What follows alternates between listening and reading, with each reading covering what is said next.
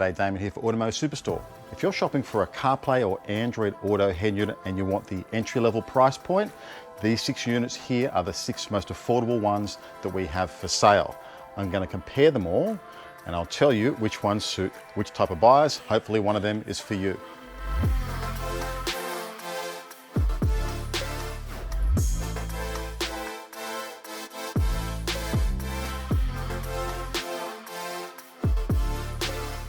So which 6 units do we have? Well, we've got the JVC KWM590BT, we've got the Kenwood DMX5023S, this is the Aerpro AM7X, this is the Grundig GX3800, this is Alpine's ILXW670A, and over here is Pioneer's DMH A4450BT. Now, if you just want a 6.8 or 7-inch double-din capacitive touch screen, you need a full set of RCA pre-outs front, rear and sub, or you need internal powered channels by 4.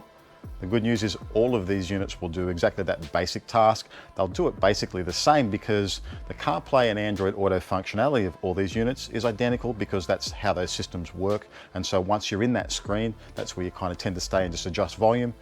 So there you go, just choose the one that's your favorite. You might have a favorite brand, you might have a particular budget in mind.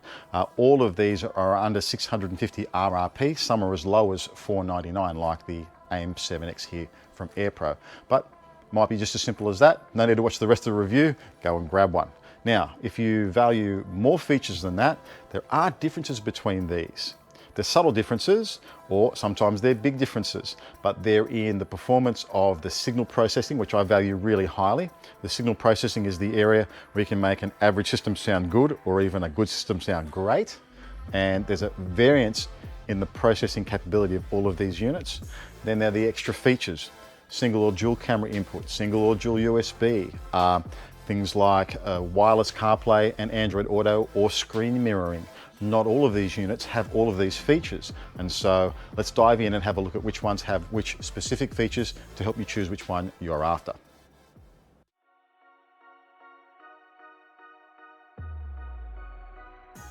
The first two I'm going to look at are the Pioneer and the Alpine, and that's because I kind of tend to put these in 3 groups of 2. Pioneer and Alpine have very brand loyal fans of their brands, and so if you're an Alpine guy, you're an Alpine guy. If you're a Pioneer guy, you're a Pioneer guy. And these 2 companies have worked for decades and decades and decades to build that kind of reputation, that kind of loyalty. And I can certainly say that the guys in our workshop who have an influence over what goes into cars, they prefer using brands like Alpine and Pioneer in their cars because they're reliable, they know they're going to get the job done, and so there's absolutely something to be said for that. Now for specifications, they're actually quite similar. They're both a 800 by 480 pixel screen on these, and they both happily played back my test files up to 1080p for video files on flash drive.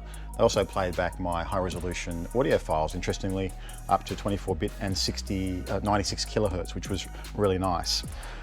Besides that, they're both one USB output with 1.5 amps of charging. They're both one rear video input for a camera.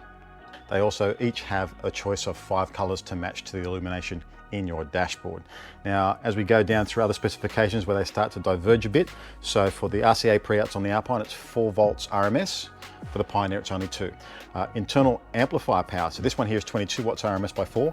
The Alpine only 16. Now, that's the lowest of all of these. The thing is, Alpine sell upgrades for these. So they have something called their power stack system. They're amplifiers that bolt to the back of the chassis and can upgrade this to a 50 watt RMS by 4 amplifier or a 1 by 200 watt RMS amplifier to drive, say, a subwoofer with. Alternatively, you could use their excellent little PXE M60-4 DSP amplifier. That would be an excellent upgrade for this unit. Now they both have a 13-band graphic EQ. Alpine call theirs a parametric. It's not a parametric, it's a graphic EQ. It has not got variable Q, and you cannot vary the center frequency. So it's a graphic EQ just like the rest of these units here. The crossover in these is identical. So it's 25 to 250 Hertz for the high pass for the front and rear channels and the low pass for the sub. They're both fixed 12 dB per octave filter slopes though. And finally, both of these units have independent level control for each output as well as balance and fader, but the Alpine one teams that with time correction, which is the ideal pairing for time correction so that you're doing both time and intensity for your adjustments. So there you go, the Pioneer and the Alpine units here. They're both great units, they're both solid units. They'll get the job done for probably 80% of people. They're also the ones that, certainly the Pioneer, I think it had the nicest, the cleanest and the simplest screen display. It's the most uncluttered and the easiest to use and navigate. And so for people who like their stuff to be nice and simple to use, the Pioneer is a great choice. The Alpine, you've got those upgrades you can do. You've also got their Prisma Link system, so you can connect these to certain Type S subwoofer boxes that have flashing LED colors, and you can adjust that from the head unit. If that's your thing, maybe that's your unit for you. However, at this particular price point, you can actually buy more features. Let's check out the next two.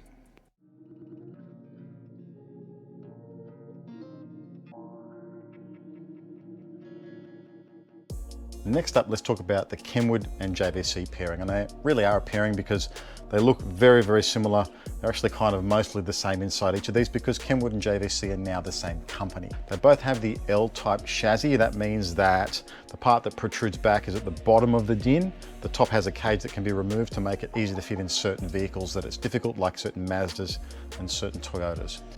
So for signal processing, they're very similar. The crossovers are the same, and they're great crossovers. So variable from 30 to 250 Hertz for the high pass and low pass, but they can be adjusted to be 6, 12, 18, or 24 dB per octave. And I really like 24 dB per octave filters. I like to use those in all of the cars that I tune because I find they just sound better. The EQ in these are both 13-band graphic EQs. 6 preset, pre-tuned EQs to play around with. Both models also have off, low and high loudness curves and 3 levels of bass boost adjustment.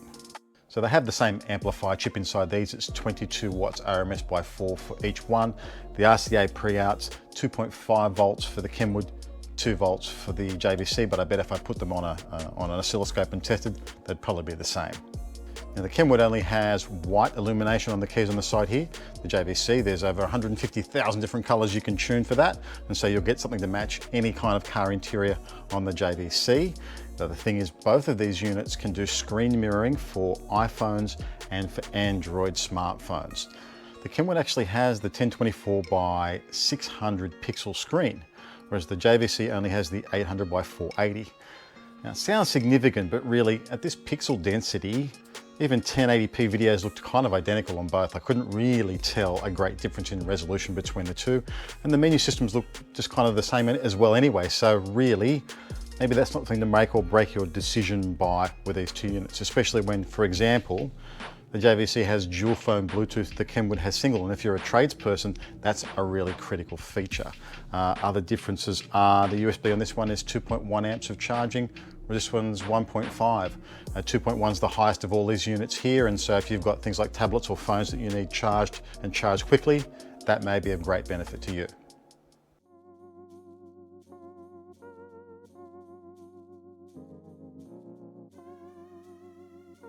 Now let's talk about the Grundig GX 3800 and the Aerpro AM7X. Now, at any given time, you're probably going to find one of these two units is going to be the most affordable CarPlay and Android unit on our site, but that doesn't mean that they don't have great features, and features far in excess of units that cost a lot more, and sometimes units that cost twice as much don't have the features that these two may have. For example, they both have the 1024 by 600 pixel screen. The Grundig one can do screen mirroring for iPhone and for Android Auto, and it's a simple one button press for the most part to flip between the two modes, which is nice and simple compared to other companies that make that really difficult to do. The Aerpro unit, mind you, it does wireless CarPlay and Android Auto. It's the only one here that can do that, and you've got to spend a lot more money to get wireless CarPlay and Android Auto in most of the mainstream brands. This unit here is only $499 RRP. So both units also have front, rear and subwoofer RCA pre-outs with 4 volts RMS of pre-out signal strength, which is really nice. Another high-end feature for these two units. The EQ inside the Grundig is a 13-band graphic unit, but it's got 7 preset EQ curves for you to play around with. It doesn't have any loudness curves to tune with though. What it does have is a great crossover. So The high pass for the front and rears, and the low pass variable from 30 Hz to 250 with a choice of 6, 12, 18 or 24 dB per octave filter slopes. Also like that this one's got an extra kind of feature for the rear. It's like a de-emphasis thing for the rear speakers.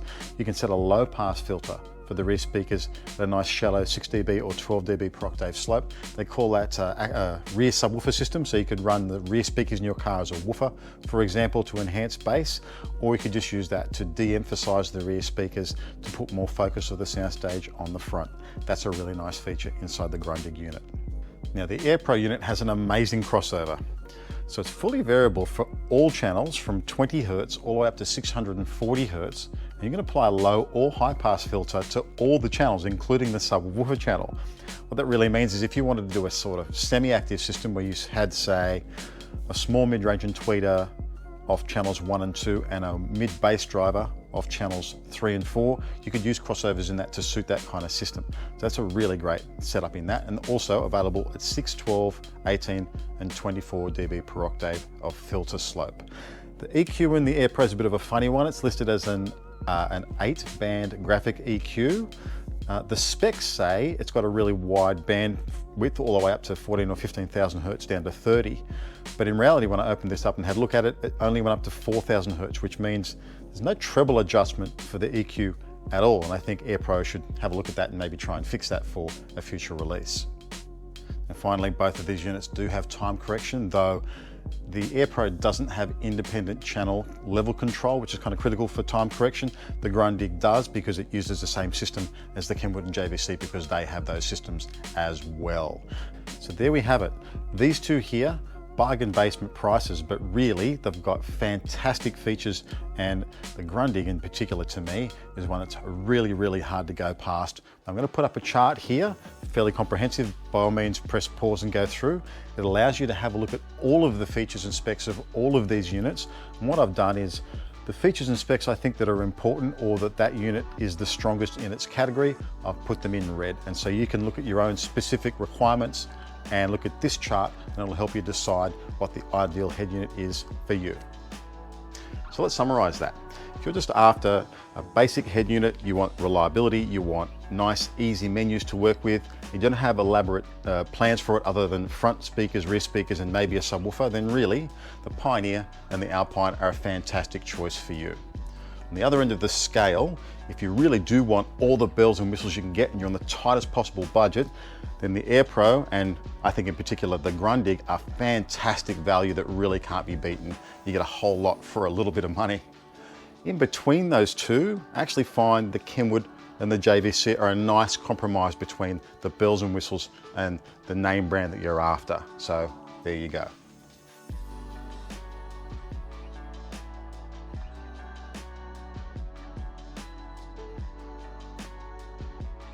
So there you go, the top 6 entry-level CarPlay and Android Auto head units on our website right now.